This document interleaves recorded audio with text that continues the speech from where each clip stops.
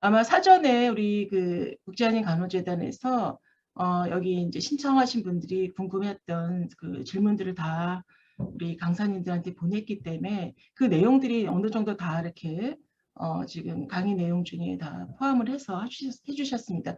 지금 단톡방에는 이제 많은 그냥 피드백이 있고요. 이제 질문은 아마 그 몇 분 정도가 일을 하고 계신가 이 부분은 그냥 채팅으로 남겨주시면 좋으실 것 같습니다. 그래서 아마 드림 널스뿐만이 아니라 아마 다른 그 대표님들도 좀 홍보를 해주시면 좋으실 텐데요. 거기 채팅에 좀 글을 남겨주시고 혹시 그 플로어에 우리 참여하신 분들 중에서 굉장히 귀한 시간이잖아요. 우리 질문을 현장 질문을 좀 받도록 하겠습니다. 저 혹시 질문해도 괜찮을까요? 네, 저 화면을 혹시 켜주시면 더 좋겠습니다.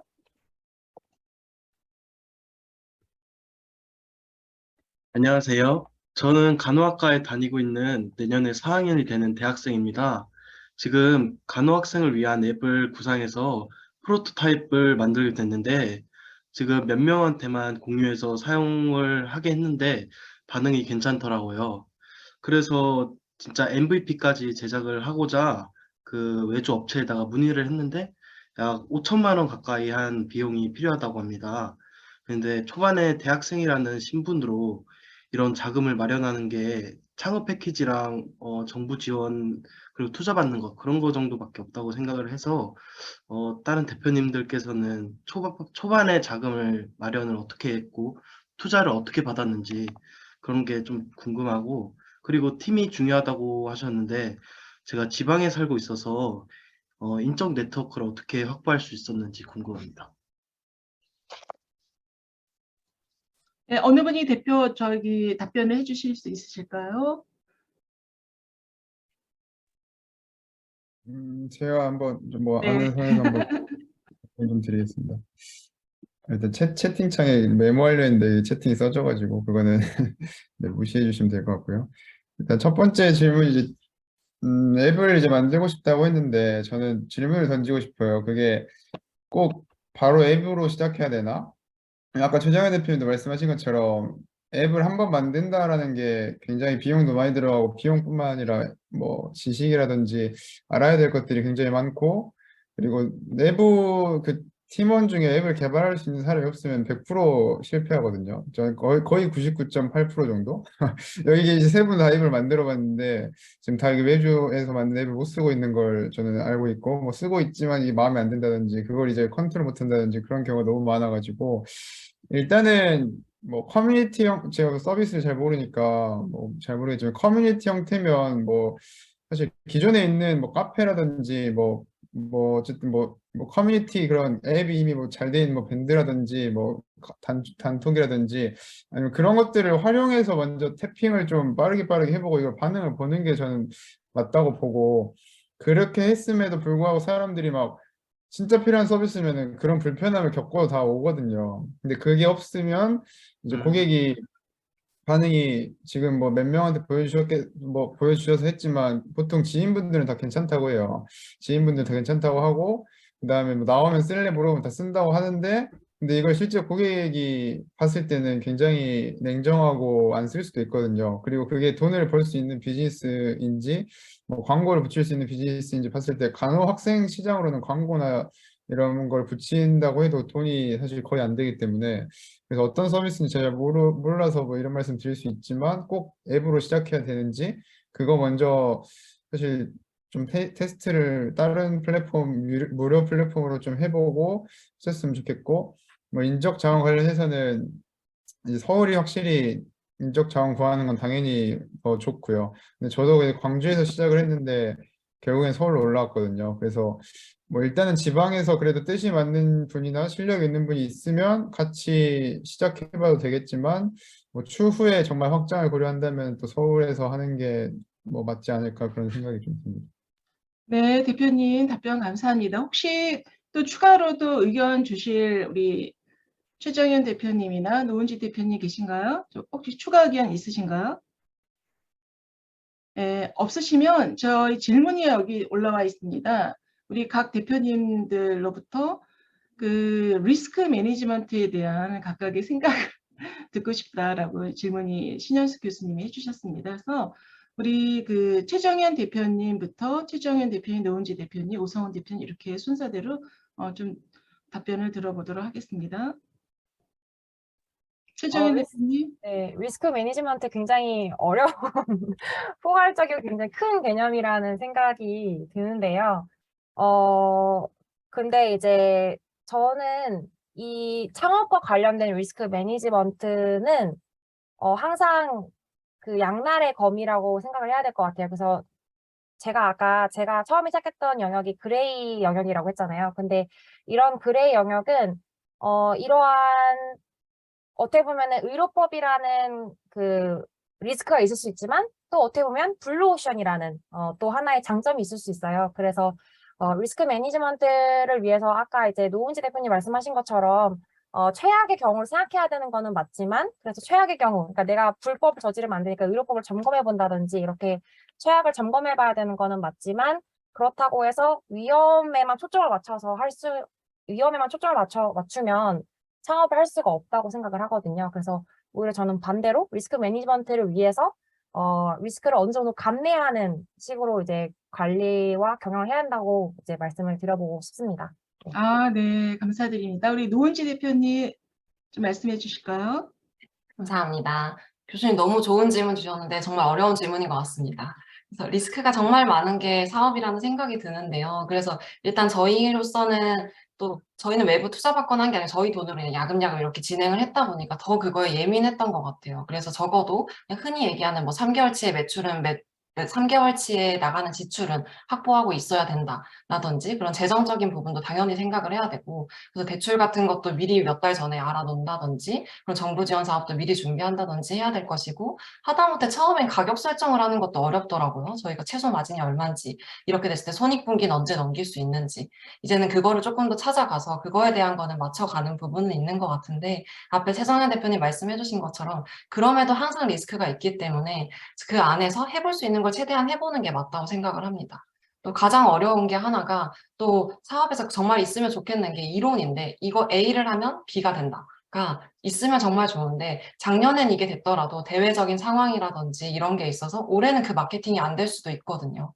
그리고 이때는 됐던 게 이때는 또 안 될 수 있기 때문에 꾸준히 새로운 사업을 해야 된다고 생각을 하고 그래서 리스크 매니지먼트로는 일단 가장 최소한의 리스크는 항상 준비를 하되 그럼에도 시간이 될 때 그리고 할 수 있을 때 새로운 시도를 꾸준히 해봐야 된다라고 생각합니다.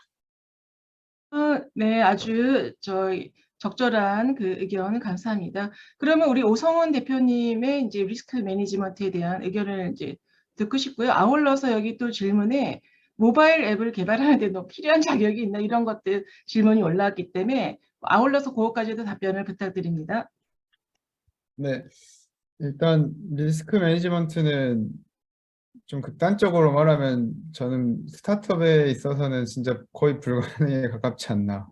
물론 하긴 해야 되고 뭐 법적인 부분이나 정말 꼭 필요한 뭐 문제가 바로 생긴 게 직접적으로 되는 부분들은 당연히 뭐 법이나 뭐 제도나 이런 것들 확인해 봐야겠지만 근데 그런 뭐 인사 뭐 회계 뭐 재무 뭐 여러 가지 뭐 영역에 있어서 모든 업무의 리스크를 보완하면은 그건 이제 대기업도 사실 잘 못하는 거기 때문에 그걸 하다가 그냥 일이 진행이 안 될 수도 있거든요. 그래서 저는 약점을 보완하기보다는 강점을 극대화시키는 전략을 스타트업은 취하는 게 좋을 것 같아요.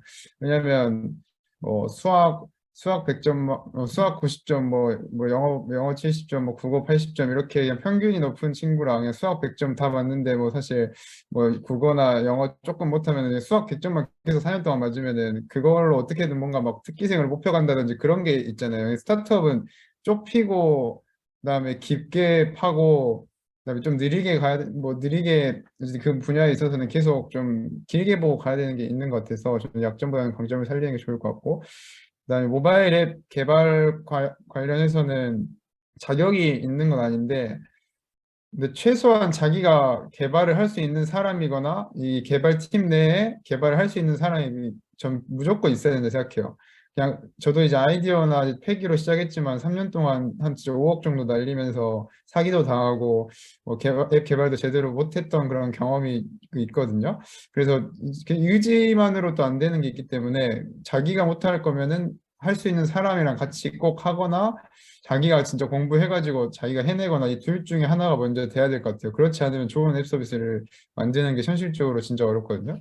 그래서 그게 일단 가장 필요한 거라서 팀빌딩이나 그런 앱에 대한 지식이나 개발 능력을 먼저 갖춘 팀을 구성하는 게 그냥 가장 리스크를 줄일 수 있는 방법일 것 같습니다.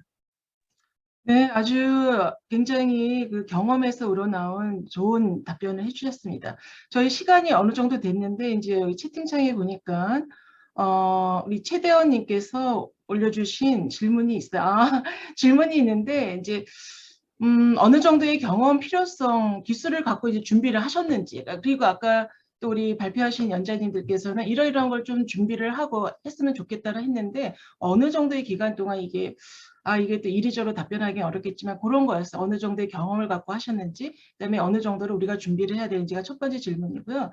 그다음에 권명순 교수님께서도 헬스케어가 관련된 창업 시에 간호사로서의 경험이 있으면 좀 듣고 싶다라고 질문이 올라왔습니다. 그래서 지금 시간이 좀 제약이 있기 때문에 이 두 가지 질문에 대해서 이제 자유롭게 우리 세 분의 연자님께서 한 1분 30초 이내로 답변을 해주시기 바랍니다. 자유롭게 해주시기 바랍니다. 어느 분께서 먼저 해주시겠까요? 그냥 우리 오성훈 대표님께서 먼저 하실까요? 저요? 네. 네. 일단 어느 정도 경험이나 뭐 필요 기술 등의 준비를 가졌냐고 하셨는데 일단 뭐 간호 관련된 창업을 하신다고 하면 간호사의 임상 경력은 필수라고 생각을 하고요. 근데 간호 관련된 일이 아니라면 예를 들면 뭐 최정현 대표님처럼 뭐 웰리스 헬스케어 뭐 이쪽이라면 그런 기업에서 일을 저는 꼭 해보셨으면 좋겠어요.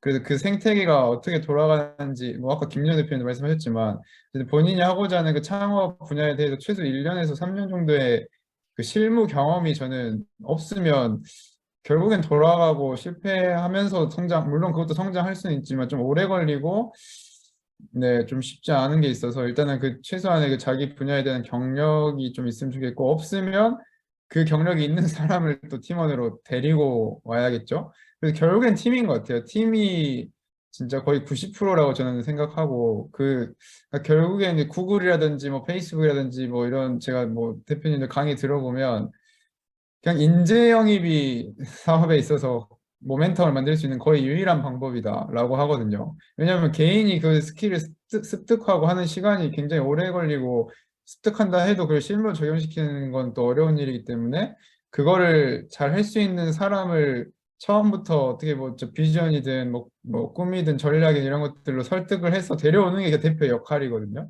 그래서 그런 준비나 그게 어쨌든 본인이 알고 있으면 가장 좋고 본인이 모른다면 또 주변 팀원들을 같이 끌어오는 게 역량이라고 생각하고요. 그다음에 헬스케어 관련된 창업도 마찬가지로 이제 간호 관련 헬스케어가 있을 거고 또 아예 그냥 간호랑 관련 없는 디지털 헬스케어 쪽이 있을 텐데 물론 헬스케어 쪽은 그래도 이해도라든지 이런 것들은 괜찮을 것 같은데 간호와 관련 없는 헬스케어 사업이라면 이것도 동일하게 잘하는 사람을 영입하거나 본인이 공부를 해가지고 진짜 이 역량을 끌어올려야지 되는 거라서 이제 간호사라서 꼭 헬스케어 창업을 잘할 수 있다라는 그 공식은 좀 성립은 안 되는 것 같거든요. 그래서 그런 답변 제가 일단 드릴 수 있을 것 같습니다. 네, 아주 감사드립니다. 혹시 우리 두 분, 최정현 대표님, 노은지 대표님께서 또 추가 네. 의견 주시기 바랍니다. 네. 저도 오상원 대표님 의견하고 동일한 부분은 간호 관련해서 창업을 한다면 당연히 간호사 경험이 있어야 된다 생각하는데 헬스케어 분야도 당연히 뻗어갈 수 있겠지만 저는 간호사가 강점이 있다고 생각을 합니다. 창업을 함에 있어서도. 창업에 있어서 또 중요한 게 창업자의 스토리와 비전인데 1, 2년 할 게 아니고 꾸준히 하려면 내가 스스로 이 사업의 동기부여가 돼야 될 수도 있고 그런 부분도 그게 설득력도 있고 중요하다는 생각이 들어서 간호사로서의 강점을 가지려면 그쪽 사업을 하려면 이미 간호학과를 나왔다면 그쵸? 간호사를 해보는 게 당연히 좋다고 생각을 하고 최소 3년은 해봐야 되지 않나 라는 생각은 갖고 있는 것 같습니다. 그리고 그럼에도 어느 정도 준비 기간이 필요하냐라고 하면 그건 끝이 없는 것 같습니다. 저도 뭐 MBA 생각하고 여러 가지 계속 앞으로 공부를 하지만 그 공부가 끝날 것 같지는 않아요. 대신에 아까 말한 것처럼 없는 길을 계속 만들어 가야 되기 때문에 그거에 대한 힘을 갖고 있는 사람 그리고 스스로 동기부여를 할 수 있고 다른 사람을 이끌 수 있는 게 더 중요하다고 생각은 들어서 어느 정도의 준비를 완벽하게 할 수는 없다. 그러면서 할 수 있는 거를 하자라고 답변을 하고 싶습니다. 네, 훌륭한 답변 감사드립니다. 그리고 혹시 노은지 대표님, 예, 최정현 대표님, 혹시 네, 저도 일단 공부는 끝이 없다라는 이제 앞에 의견은 정말 동의를 하는지라 어느 정도의 이런 경험과 준비를 해야 되냐에 대한 질문에 대한 답은 지금도 하고 있다라고 말씀을 드리고 싶고요. 그리고 대신에 이제 저 같은 경우에는 어떻게 보면 간호사라서 할 수 있는 일을 하는 건 아니라서 저는 간호학은 헬스케어에 도움이 된다. 그러나 간호사의 임상 경험은 헬스케어에 반드시 필수는 아니다라는 좀 답변을 드리고 싶고, 그냥 대신에 그래도 이제 제가 아까 얘기했던 것처럼 여러 가지 그 간호사로서의 경험이 아니라 좀 다양한 폭넓은 방면에 대한 어떤 지식이나 어떤 인사이트들은 있어야 되기 때문에 이거를 좀 쌓기 위한 노력들, 그게 아까 이제 다른 어떤 기업에 들어가서 해보는 것도 방법이 될 수 있고, 저는 책도 그 역할을 해줄 수 있다고 생각해요, 충분히. 그래서 그런 방법들로 준비 기간은 좀 가지시는 거를 이제 권장을 드리고 싶습니다. 감사드립니다. 오늘 이제 이런 포럼 준비를 위해서 특히 이제 저희 이태화 이사장님께서도 많이 도움을 주셨는데 함께 이제 자리를 하지 못해서 좀 죄송하시다는 말씀이 있었고, 특히 우리 사무총장님 이하 우리 사무부 각 팀장님 모든 선생님들께 감사를 드립니다. 이상으로